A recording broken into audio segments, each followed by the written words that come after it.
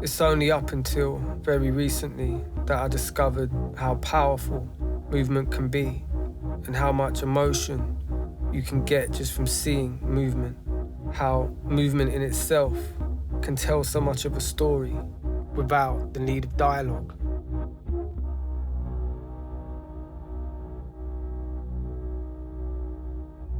From when I first came across these guys at a show in a small theatre in Angel, it took just over a year before we actually got to shoot the video.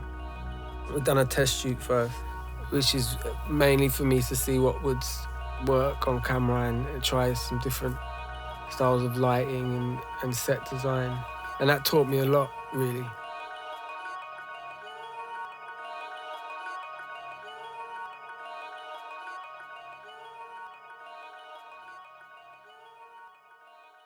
I guess I first approached this from a point of view where I'd use really small, intimate movements rather than big, broad ones. So I would set up these situations where the puppets were in some kind of conflict, but from where the conflict first begins, difference in opinion or difference in culture or belief system, really just showing how conflict is born.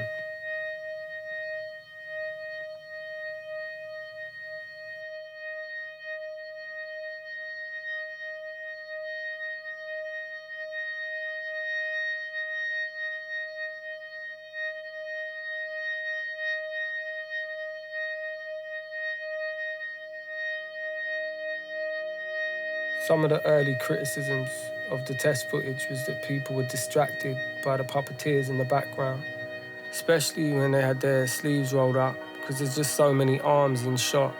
Having that much skin tone illuminated by light made it difficult for people to focus on the action. That was one of the first challenges I came across, really. So I had to find a way of shooting this where we used the fact that they were present as a creative advantage so that we could really focus on the puppet but still have the dynamics of the choreography that working with this style of puppet allows you to do, as opposed to working with a traditional type puppet on strings where there's obviously the restriction of having to hide the puppeteers behind a screen. What's great about these guys is you don't have to do that. You can make the puppets climb over a bridge made out of human beings and jump through the air and spin 360 and really make use of a big open space. And the best way of doing that was, covering up their arms with long sleeve black tops. And even some of the shots made them wear balaclavas and nets on their faces, especially the lit studio environment ones. But there were moments where, I actually liked seeing the facial expressions of the puppeteers, because obviously these puppets have no faces, so sometimes it was nice seeing a human face in the background giving you the expression that the puppet can't. There was something really interesting and intriguing about that. It's one of the reasons why I wanted to collaborate with this particular outfit, because it's different. It's different from any other puppetry that I've seen. I think part of the charm with these guys is that they're very resourceful, from the props they use to how the actual puppets are constructed out of old leather. So it was important that any set design we did wasn't done too slick. I had to use materials that had a bit of history to them, a bit of wear and tear. I felt all that old gym equipment really complemented the puppets. And then once we got hold of a pommel horse, it was like, well, how can we use this differently? So I looked at how they're built, which is a series of segments stacked on top of each other. And we had to dismantle them to get them upstairs and into the rehearsal rooms, and that, just seeing that gave me an idea. We needed to represent a building for a plane to fly into. And I thought, well, what have we got in the room that we can use? And I remembered that the pommel horse dismantled into pieces. And I was like, I got it. Let's do that.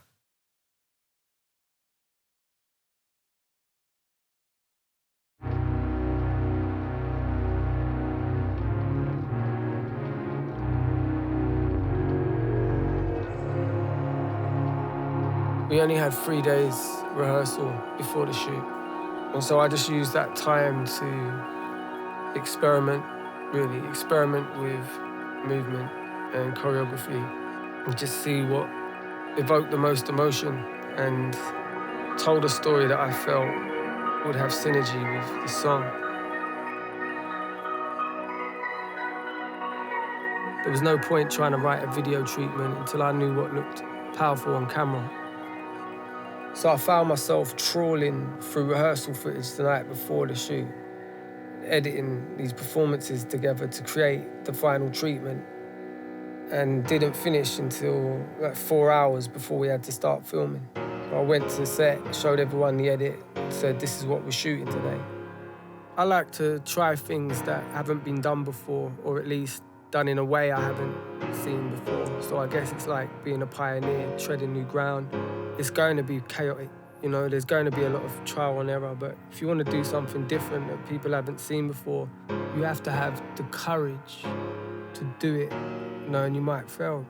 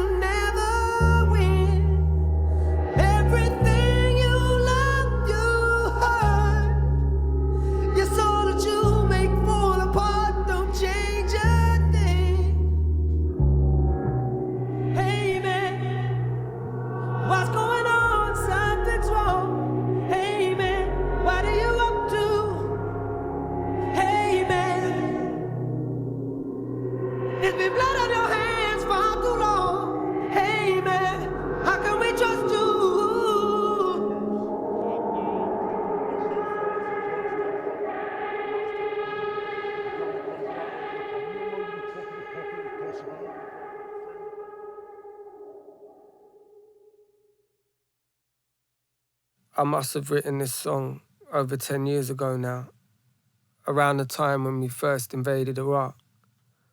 When a war goes on for many years, the media coverage becomes a lot more censored compared to when a war first begins, where you see some very explicit, disturbing images, much like we've been seeing in Aleppo.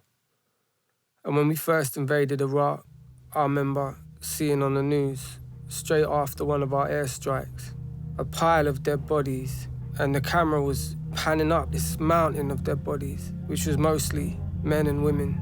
But as it panned up, I remember seeing this buckled shoe and this knee-high sock and a school dress. And I realised I was looking at this little girl, maybe 4 or 5 years old. And she was a beautiful little girl, and she just looked like she was lying there asleep. As the camera panned up further, it revealed the hair still attached to the skin that used to encase her skull, which was now just laying there open like an orange peel, because her head was just a crater where her brain used to be. And I remember that image really staying with me. Even now, it's just as vivid in my mind as it was the first time I saw it.